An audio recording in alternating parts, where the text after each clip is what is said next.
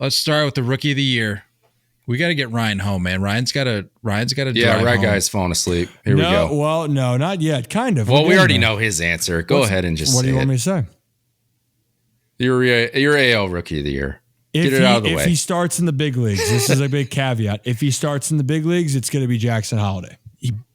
But he has to start in the big leagues. If he doesn't, does he need to start in the big leagues? Yes, I think I do think I think if he's not up in a month, I think it's too much time because another guy that I think if it's not Jackson, Evan Carter. I loved watching what he did. Great pick. That's my pick. So, but fair. Jackson Holiday wins the award if he starts in Baltimore in 2024. Will he change the number? 87 just can't be the they'll give him whatever forward, he wants. Have you heard any okay. Whoa, now. All right. Just kidding. Have you heard any whispers about what a number he's possibly eyeing? I wouldn't be surprised if it's 1. I would have assumed that would have been taken, Gunner's but I guess 2. not. So, yeah. True. Oh, you know what? And like when that. Gunner came up, if you nice. noticed, hey Gunner, here, whatever number you want, Gunner just got it. Adley just That's got nice. it. Jackson's just going to get whatever he wants when he comes up there. As he should. We'll talk about giving him number 8. I'm sure people wouldn't mind. I'm sure Calvin wouldn't mind. Yeah, I'm sure that'd go over real well in Baltimore. Yeah. Nate, who you got? Well, you got Evan Carter. I'm going not too far in the lineup. Give me Wyatt Langford for rookie of the year. My man has got absolute crazy pop. I believe I saw he hit a grand slam tonight. So yeah, good. That's what he does. Good vibes there. He's hitting his way onto this opening day roster. I love it. National League Rookie of the Year. Can I be honest? This is like the least confident pick that I'm making. And it's lazy. But mine's a little lazy. I've really wrestled with this one, and I could see this being a flop. I could see it being a flop. I'm going Yamamoto, but I don't. Ooh. I don't feel good about it. I really don't. I could It's been a weird spring. That's what I'm saying. Like, and let's revisit. We don't ring it. We don't read into springs too much. Exactly, but it's not the start that I think you're hoping for if you're a Dodgers fan. Yeah. So I don't know. Especially slotting in at the 2 in the rotation. I'm not trying to give myself a cop out, but I'm giving myself a cop, like a way out the back door. All right. Well, mine's less of a cop out, but it's still a little bit of a cop out. Give me Jung-Hoo Lee with the Giants. I just hitting hits. You know what I mean? It plays no matter where you're playing. So dude can pretty much spray the ball wherever he wants. Top of the order, a lot of opportunity. Yeah. Give me Jung-Hoo Lee. Interesting. I'm actually on the Yamamoto train, though, as well with Kyle, because I still think when the time is right, he's going to get into a groove, whether it's to start the season or it's going to be in June. He's going to get on this run where he's going to start to feel it. And if not, then Dodgers fans are going to panic a lot that they should. But I just don't see it. I think Yamamoto, watching his stuff, watching his preparation, I just think that if it takes him a little adjustment period, he's going to figure it out. And when he figures it out, I think he's going to go through a dominant stretch enough to win the Rookie of the Year. I like it. American League Manager of the Year. I'll start us off here. Oh, I think I know what you're doing, and I think I'm going to go with you. Go for it. Where do you think I'm going? I'll let you take it. Where do you think I'm going? Where are you going? I don't know how to say his last name. I've never said it before. That's the guy. Matt Quattraro of the Kansas City Royals. Yeah, leading I'm with his you. Royals. Look, I didn't have them finishing that high, but anything is better than last year. So let's give him the award. Yeah, you were having a freaking postseason wild card run. So the last.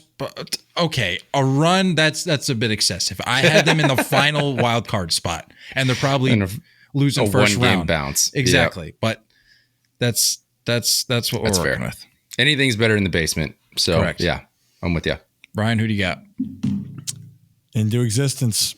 How about the Minnesota Twins? Rocco Baldelli I'm going to switch it up here. Solid. Where I think I'm gaining more traction that the Twins are just going to have a really, really good year. And I have nothing really to base that off of, just this gut feeling. But I do really like the stability that it feels like he has brought to the team. I think that he's settled in as the manager there. And I didn't want to go with the same thing through like looking through it with Bochy and Hyde and like the two last year who very well could win it this year, right? But I do just think that Rocco Baldelli, maybe the Twins and him show that he should be given more credit as the manager, and I think this could be a big year for him and the Minnesota Twinkies. Solid. I like it. National League Manager of the Year, I'm going Craig Counsell. That's a cop-out. I'm calling cop-out. Is it, though? Because you have the Cardinals winning the division. So I still think he's the best manager in the Central. I agree. But he's not going to win it. Right, but wouldn't this be his first? Correct me if I'm wrong. He has not won the award yet, has he? Yeah, but that's a Milwaukee thing. That's not a Council thing. Right. So like, I just think it's a cop-out. It's not a shoot. I think it's an obvious answer. I think it is. That's fine. I think it is. Obvious. Give me Ryan's guy. I'm staying in the Central. David Bell. Yeah, we're on the same page. Boom, baby. Give me that one more time, Ryan. Yeah. Yeah. Ryan's back. Yeah, David Bell. And why, though? Why are you taking him? Dude, I can't explain it. They're just exciting. They're exciting. I see, like, you remember a couple of years ago where the Mariners, like, end of the season run started to build up and they just had all this momentum. I see something with the Reds. I don't know what it'll be. Y'all are going to get me. Y'all are going to convince me. I might be on this Reds hype So train. it sounds like if you're doing this, I don't know why you don't have the Reds win the division with this energy, Nate. Yeah, that's fair. You know? I can't quite get there It's yet. okay. But big props to David Bell. So that's a lifer. That's an MLB lifer. That man knows ball. He knows ball. He knows ball. Give him the award. And if the Reds do win that division, he will be manager of the year, unless the Dodgers and Dave Roberts win 120 games. But that's what the standard's going to have to be, is that the Dodgers and Dave Roberts are going to have to break the record. If not, David Bell the Reds win the NL Central, David Bell gets manager of the year. Book it here on the 3-0 take. Book it. I'm about it. Book it. American League Comeback Player of the Year. What do you got, Nate? Hand up accountability, cop out. Give me Mike Trout. Sorry. Sorry. Mike Trout. Yeah.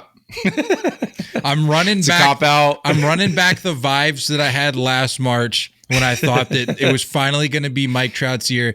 But I think now that he's the freaking ringleader out there in Los Angeles again, I think he's going to reclaim what was previously his show out there in Anaheim, and he's going to remind people in 2024 just how good he is. So I'm taking Mike Trout. That mediocre circus is all his. I thought this was hot takes, guys. I thought this was spicy. Yeah, I know. I'm sorry.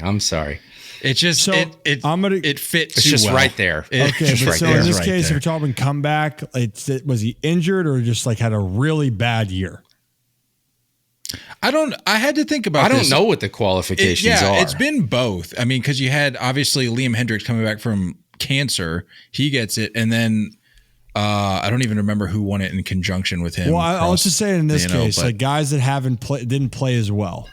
That's the angle I'm going to go with. Just comeback was terrible in 2023. We'll just say the numbers weren't there, whether it was due to an injury or lack of performance. The numbers weren't there, and people weren't happy with the investment. But Carlos Correa, I think, is going to bounce back. Going with this Twins theme right now, watching him, seeing the talent, especially with him swinging the bat, I think he's too talented of a hitter to have the numbers that he did last year. I believe he hit 230 on the season, and so many people were doing the comparisons. Yeah, I had it right here so everyone, or I can see it again. Sorry, I pulled it down for a second. He is a career 272 hitter, and his average got dropped down this past season where he only had 18 home runs and he played 135 games, but he hit 230 with a 399 slugging. He has a career 468 slugging. Something's got to give. I think that Carlos Correa, that's my comeback right there. I know we're talking about different things. I want a different angle. Bounce back player of the year. Bounce back, comeback, tomato. Book it. He literally referred to himself as Dior before the season started last year. I'm not saying I like all. Those are the numbers he put up. I'm not saying I like the other stuff. I'm just saying watching him play, watching how he can swing the bat, whatever Carlos Correa that was this past year, that's not the Carlos Correa that should be. And if not, then Twins fans, you can be really pissed because he should bounce back. I'm not knocking the pick, just for the record. I just think it's funny that he referred to himself as Dior when it came time Personally, for I wouldn't do that teams ever. shopping. It hurt. It hurt. Yeah, not ideal. Well, scumbag. What? NL? National League Comeback Player of the Year. You're going to like this one. Already mentioned his name on here once. OC?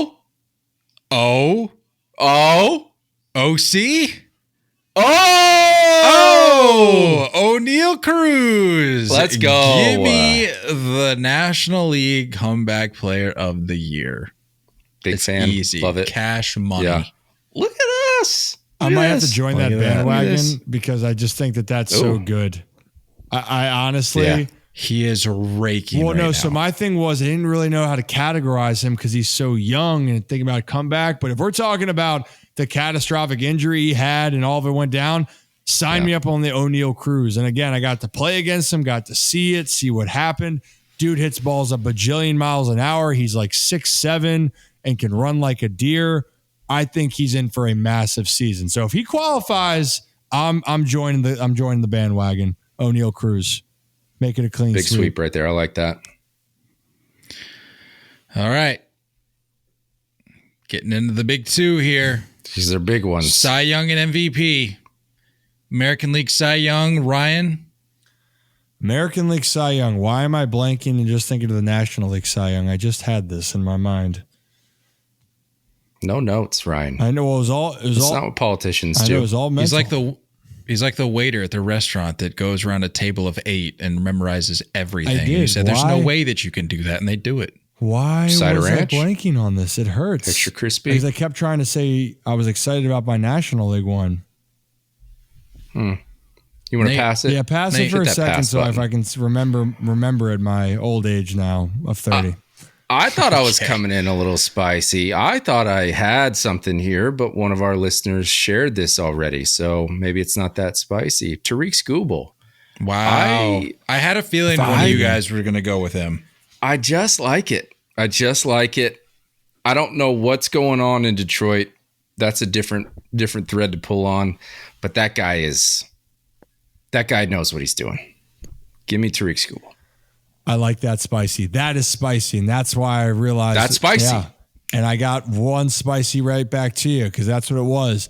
He was a finalist last year in the AL Cy Young. Give me Kevin Gausman with the Toronto Blue Jays. Ooh. Is that you? That's my pick. That was my 2023 fantasy baseball ace of my rotation. Boy, did he have a season. So why don't you explain that for a second? Because I don't think people realize the evolution of Kevin Gausman. And the thing is, he's not throwing 98 miles an hour, but how many strikeouts he had? If you had him in fantasy, holy shirts and pants, he led the American League in strikeouts.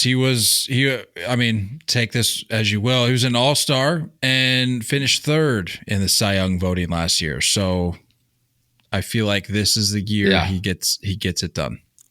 Very impressed. Rye guy, you got connections with Baltimore there. I faced him in high school. And before he went to LSU, he was definitely just like a big fastball and a big hook kind of guy, touching triple digits. Now he's like gotten into this prime phase of figuring out how to pitch. He knows who he is. Sinker's devastating. A lot more effective than 99 flat. So I watched it again. Yeah. I was watching his highlights a little bit. and it's just convincing me on the ball placement. And that's the thing we're looking at, and guys are like, yeah, he's not throwing 96, 97 all the time. He just knows where to put it. It's deceptive, and it feels like it just falls off, and you're sitting there, and he just sets you up now. So I'm with you. Yeah. I think he's in for that big year. That's the one I was trying to think of for a while because I just don't think he gets enough credit. I would have sneaky, and maybe it was a year away. Again, I don't want to be a homer with it. Sure. I do like what, and honestly, the issue with Kyle Bradish was a concern, but Kevin Gausman, man, let me tell you what, that guy can pitch. Pitch. Pretty good. Yep. National League Cy Young, I'm going with the ace of my World Series winning ball club, Zach Wheeler. Fresh off an extension, a historic extension, I might add. The vibes, they just don't change in Philly, man. They, for all intents and purposes, they got the same ball club. I'm seeing fans kick around on Twitter the idea of keeping Dancing on My Own as the team song. It just doesn't change. It's rinse and repeat. And I know the outcome hasn't been what they've wanted it to be the last few years, but I think this is the year they finally get it done. And I think Zach Wheeler plays a huge part in that. Give me Quadzilla. Give me Spencer Strider. Strikeout monster. Thigh monster. Just the dude. Enough said. That's it. You think he gets it done on strikeouts alone? I think he gets it done, man. I think he gets it done. You guys ready? This was the one you've been pumped about this. Yeah. Well, I just think I thought maybe you guys might take him. They might not compete in the NL as much, or they might surprise you, but I'm taking Logan Webb with the San Francisco Giants. Love his stuff. Love the way he pitches. Last year, on his down year, I guess, 3.25 ERA. Previous year in 2022, a 2.90, 3.03 the year before. He's just flirting right now with having a dominant season. And I think this is going to be the year that Logan Webb, glasses back on. This is going to be the year that Logan Webb, if the Giants aren't going to the playoffs, someone's still taking home some hardware. I think Logan Webb is going to be that guy to do that in the National League.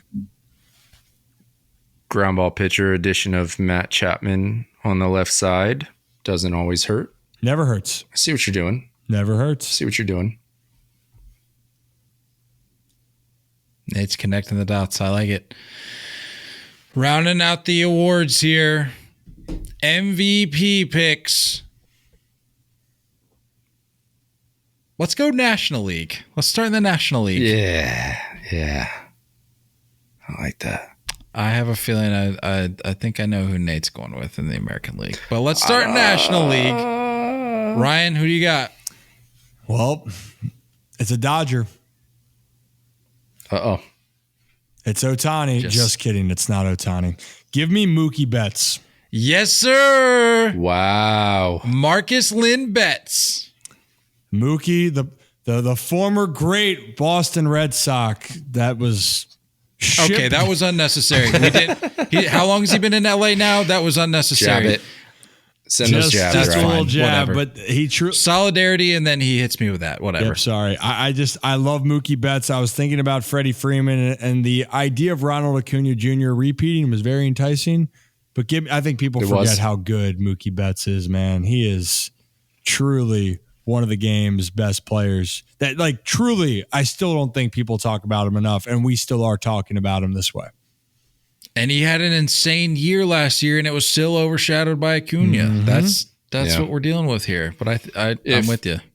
If he can play above average shortstop, it's a big chip in that pile. So I hear you.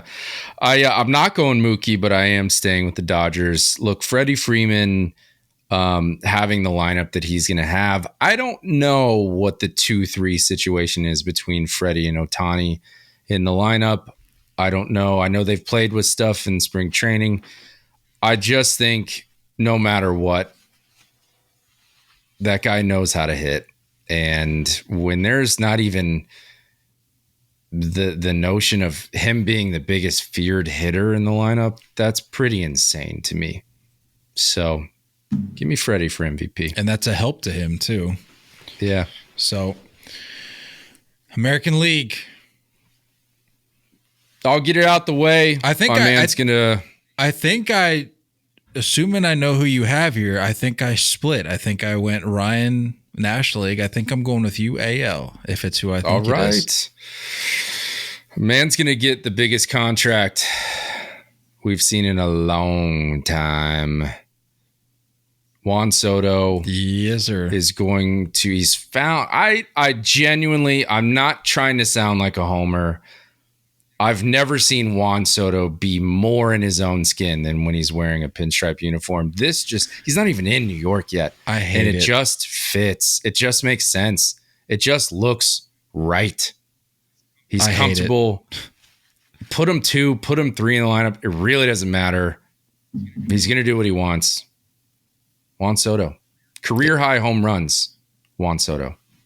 Wow. Short porch. That's why I think he's going to fit in real nice there. And I'm with you. I said it on a previous episode. I hate to say it, but I don't know if I've ever seen somebody, current day, of course, modern era, that fits the Yankee look. My goodness. It's nuts. That guy was he born always to be a Yankee. was. I hate to say when it. we were in the Nationals organizations, everyone still thought about it. It's like, he's just going to end up in New York someday, isn't he? Just that was like the thought in the mind, just talking amongst people. Of course, like go to the Nationals, you win the World Series there, but just felt like he was made to play for the Yankees, and he's in for a monster. To me, he's a top 5 player. Top 5 player, no doubt about it. Him and Judge, that's the best duo. Really, to me, hitting wise, in all of baseball. And that's saying something right now. Balance. Like it's patience, it's vision, it's like power. It's gap all to of gap. it. So I did a breakdown of him on my show, and it showed if he throws it, if you throw a ball in the strike zone, Juan doesn't miss it. Like that to me is the scary thing. I looked at his chart. He doesn't miss balls in the zone. And then has the highest take percentage. Yeah. Is there anybody in the league that has a better idea of the strike zone than Juan Soto? I don't think there is. It's someone close, and it's Aaron Judge. Do you know what I mean? For controlling the strike zone, to have those 1-2. You're right. I mean, I think it's enough to carry him far enough, but I do think he wins MVP and just gets the most script perfect scenario walking into a free agency offseason. The Yankees better play that smart. You don't want to let that slip away. They never do. Ryan, we got your AL pick? Where to get it? No, you didn't. Oh. I do believe. I think I know. That grin tells me that we're staying close to home. I think I know this one. So if this individual doesn't, I do believe Soto is like a gut one where I'm like, like your mind wants to say, but also then I realized that and I told you guys this, the only oh crap moments I've ever had in my career with guys that I've been around in professional baseball, there's 2. One is Juan Soto when he was my teammate, when you're different. I think you guys know who the second one is. The second one is a Mr. Gunnar Henderson in Baltimore. And I understand. I think Soto's going to have a ridiculous year. And I said that Gunnar was going to win an MVP in his first 5 years. But I think something turned on inside of him down the stretch that I think that Gunnar Henderson is absolutely going to annihilate batters and our players. I think he's going to be a Gold Glove caliber fielder. I think he's going to have an insanely high WAR to put him in the conversation. And here's my thing. Yes, he had his up and down moments. No doubt about it. Glasses say it all. But Gunnar Henderson, to me, is a guy that's going to rival. And I think if the Orioles are going to keep going as far as they are, I think Gunnar's going to push for 35, 40 jacks. And then I think he's going to play ridiculous defense. And you guys might think I'm crazy. He had 28 jacks last year. I don't think you're crazy. Yeah. It's wild to hear Gunnar Henderson 40 home runs, but when you remember that he hit 28, you're like, it's not that crazy. And might I add, the home run he hit against Texas in the DS last year, that made me feel something. I was like, that was naughty. This kid's special. He is a guy that's not content with being okay. He is not content with how things even started for him last year, and he's not content with just being one of the best. He wants to be the best player. And so just to give you a context to this, take the glass off so I can read this. First 2 months, he had 5 home runs. The rest of the way, he had 23. So I think that Gunnar Henderson that the last 4 months is going to show up. My heart is with Gunnar. Mine says Soto, but I think those two players are in for massive years, but I'm giving it to the Bird.